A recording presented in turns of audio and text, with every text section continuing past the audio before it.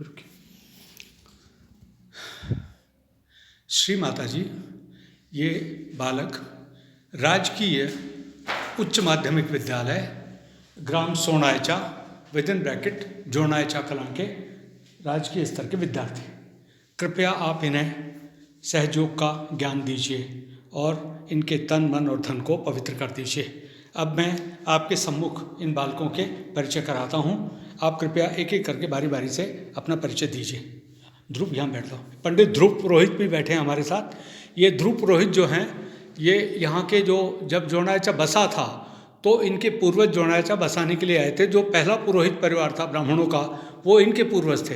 तो ये उनका वंशज है, पंडित ध्रुव शर्मा पुरोहित। इनके पिताजी ज्योतिषाचार्य हैं और इस गांव के पतड़े देखते हैं, नामकरण करते हैं और दुनिया भर के पूजा पाठ करते हैं। तो ध्रुव यहाँ का युवा शक्ति का इंचार्ज है और ये बालक है राजकीय उच्च माध्यमिक विद्यालय सोनायचा। परली तरफ है जोनायचा, इस तरफ है सोनायचा। पहाड़ के नज़दीक है सोनायचा, पहाड़ से दूर है जोनायचा। खुर्द और कलां खत्म। अब आप अपना परिचय दीजिए। शुभ नाम बताएं प्लीज। अरुण। अरुण। कक्षा 9th। राम रतन। कक्षा 9th। सचिन। हाँ, कक्षा 11। कक्षा 11वीं। भीम। कक्षा 9। नाम क्या बताया? भीम। महिम। ओके। भविष्य। कक्षा 9th। हाँ जी सर। इरफान। इरफान या इफरान? इरफान। इफरान खान। खान लगाते हो या मोहम्मद लगाते हो? खान। इरफान खान। कक्षा 11। 11वीं।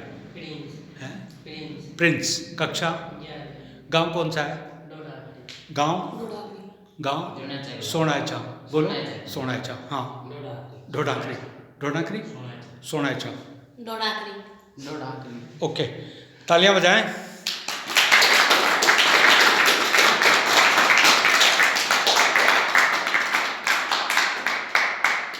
जय श्री माता जी। जय श्री माता जी। अब श्री माता जी क्या है इसके बारे में बता दें।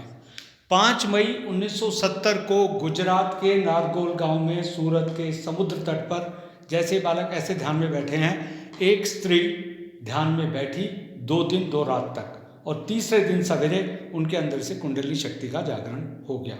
उनका ये तीसरा नेत्र जो 10वां दरवाजा है, ये मोक्ष का द्वार उनका खुल गया अपने आप और संपूर्ण कुंडली शक्ति 7 चक्रों को भेदन करती हुई, जैसे 7 चक्र बने हैं ना, मूलाधार, स्वाधिष्ठान, मणिपुर, अनहद, विशुद्धि, आज्ञा और सहस्त्रार, ये 7 चक्रों को पार करके 7 कमल खिल गए और ये 7वां जो बड़ा कमल है 1000 पंखुड़ी का, ये 7वां चक्र उन्होंने इस पूरे ब्रह्मांड का खोल दिया।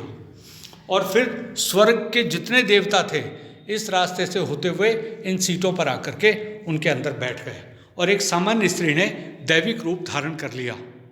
तो रूप बदल गया। एक सामान्य स्त्री ने महामाया का रूप धारण कर लिया और वो चलती फिरती देवालय बन गई। चलता फिरता देवालय। अब ये सारे बालक भी चलते फिरते देवालय बन जाएंगे। आपको देवालय, मंदिर मस्जिद में जो अभी मूर्तियां हैं या मूर्तियां नहीं हैं, मोहम्मद साहब क्या बोले? मोहम्मद साहब बोले कि जब क़यामत का समय आएगा, कियामा, एक शब्द है कियामा, एक शब्द है क़यामत। तुम नमाज पढ़ने जाते हो क्या इरफान? कहाँ जाते हो? शाहजहाँपुर। नमाज पढ़ने आती है? तो अब यहाँ पे इबादत होगी। आप अपने हिसाब से नमाज पढ़ो और फिर आपको फल मिलेंगे। जो जो अल्लाह ताला की जो आपकी मंशा, आपके जो प्रेयर्स हैं, आपकी जो प्रार्थनाएं हैं, वो फलीभूत हो जाएंगी। और इसमें सारे फरिश्ते, इसमें सारे पैगंबर, वो सारे बैठे। मोहम्मद साहब भी बैठे हैं, ईसा मसीह, ओके, इब्राहिम अलैहिस्सलाम और सल्लल्लाहु अलैहि वसल्लम, ओके, मूसा अलैहिस्सलाम। 4 अवतारों का जिक्र कुरान में है। ईसा अलैहिस्सलाम, मूसा अलैहिस्सलाम, इब्राहिम और सल्लल्लाहु अलैहि वसल्लम हज़रत मोहम्मद साहब रसूल। तो रसूल ने जो बोला था अब ये कार्यान्वित हो जाएगा। और बाकी जो देवता हैं, ये राम को मानते हैं, कृष्ण को मानते हैं, हनुमान जी को मानते हैं, दुर्गा को और शिव को, वो सारे देवता इसके भीतर बैठे हुए हैं।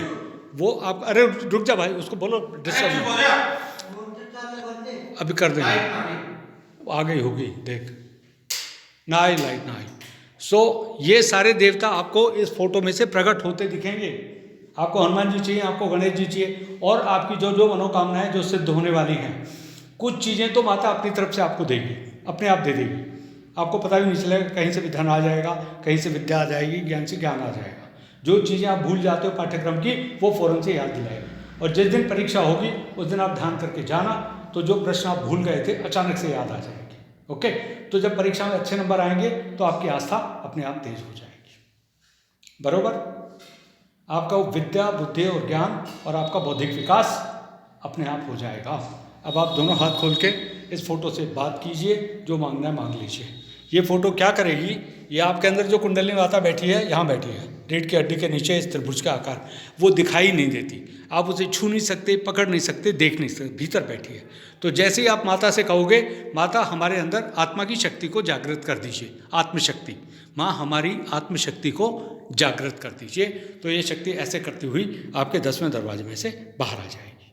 और जब ये 10वां दरवाज़ा खोल देगी, तब आपको ठंडी ठंडी हवा के रूप में ये शक्ति हाथों में महसूस होएगी, धीरे धीरे महसूस होएगी। किसी किसी को जल्दी आ जाएगी, किसी किसी को देर से आएगी। तो जैसे चिड़िया उड़ती है पंच पिंजरे में से, ऐसे ही शक्ति 7वें दिन ऐसे उड़ेगी और ये छत फट जाएगी और आपके अंदर से ठंडी ठंडी हवा के गुब्बारे निकलने लगेंगे। तो भगवान शिव का चित्र आपने देखा, उसमें गंगा यहाँ से निकलती है, तो आपके सिर में से भी गंगा की धाराएं ऐसे ठंडी ठंडी हवा के रूप में बहने लगेंगी। उसके बाद आप मानव योनि से देव योनि में आ जाएंगे। मानव योनि के अब देखो हाथों, एक मिनट सुनो, एक मिनट, तुम हाथ खोल के बैठो। ध्रुव एक मिनट बैठ, क्यों समय कम है। अब आप देखिए, माता परिचय देती है अपने आप बोलिए, श्री माता जी आप कौन हैं? श्री माता जी आप कौन हैं? कृपया अपना परिचय हमें दीजिए। कृपया अपना परिचय हमें दीजिए। हमारे तन मन और धन की सारी तकलीफें दूर कीजिए। हमारे तन मन और धन की सारी तकलीफें दूर कीजिए। हमें शुद्ध विद्या दीजिए। हमें शुद्ध विद्या दीजिए और ईश्वरीय ज्ञान दीजिए। और ईश्वरीय ज्ञान दीजिए। आप इरफान बोलेंगे, हमें अल्लाह ताला का आलमी नूर दीजिए। माँ मुझे अल्लाह ताला की शक्ति दीजिए।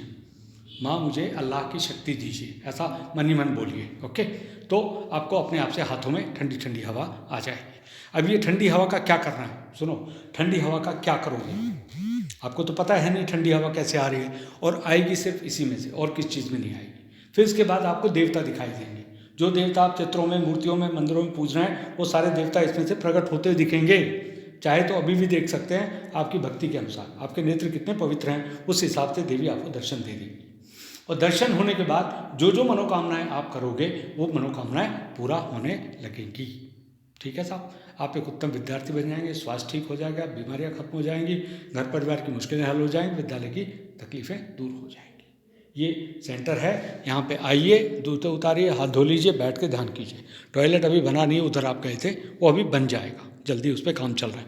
ये ईंट और रोड़ी पड़ी हुई है। इसके बाद ये पूरी तरह से ये बालक इरफान अगर जगा लेगा तो फिर बहुत अच्छा हो जाएगा। आप आइए, और बाकी जो बालक चले गए उनको भी लेके आइए।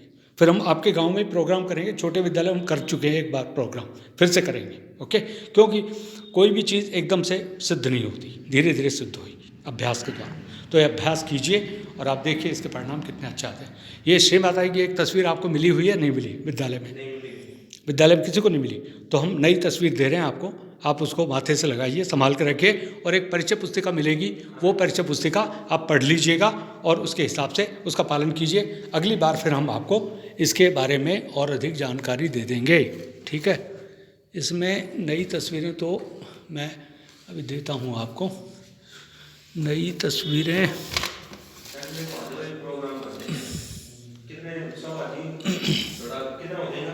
यहाँ पे नीमराना से एक मैडम और एक सर आएंगे। ओके, वो आपको दैविक शक्ति के बारे में सारी चीज़ें, दैविक शक्ति धीरे धीरे काम करेगी। बालको, फिर इस शक्ति का करना क्या है? सबसे पहले इस शक्ति को अपने मुखमंडल पर ऐसे मल लीजिए, मुखमंडल पे मल लीजिए ऐसे, सिर में, हाथों में। अच्छा, कमर में जब बैठते हैं तो आप कमर में सबसे ज़्यादा दर्द होता है, तो दोनों तरफ कमर में हाथ मल लीजिए। ओके, तो जितना दर्द है काया में, इस शक्ति के लेपन से वो दर्द खत्म हो जाएगा। ये इतनी प्रचंड शक्ति है कि सारी बीमारियां खत्म कर देगी। जो घर में बीमार हैं उनको फोटो के सामने बिठाइए, नमक के पानी में बिठाइए, और फिर चंगे हो जाएंगे सब। ओके, आयोडेक्स मलिए, काम पर चलिए। ठीक है साहब, तो अभी हम आपको प्रसाद खिला देते हैं, बता देते हैं। अभी एक छोटा चित्र देते हैं, उसको खो मत देना, फेंक मत देना, फाड़ मत देना। खो मत देना, फेंक मत देना, फाड़ मत देना। सोना चांदी की तरह संभाल के रख लीजिए, आड़े वक्त पे काम आए। जैसे ही संकट आएगा, माँ प्लीज़ संकट कर, हाँ बैग में रख। एक फोटो रखनी पूजा स्थल पे, घर में। भूकंप भी आएगा, कुछ भी आएगा, तो आपका घर नहीं हिलेगा। ये जहाँ बैठ गई सारी सुरक्षा, आप आजमा के देखिएगा।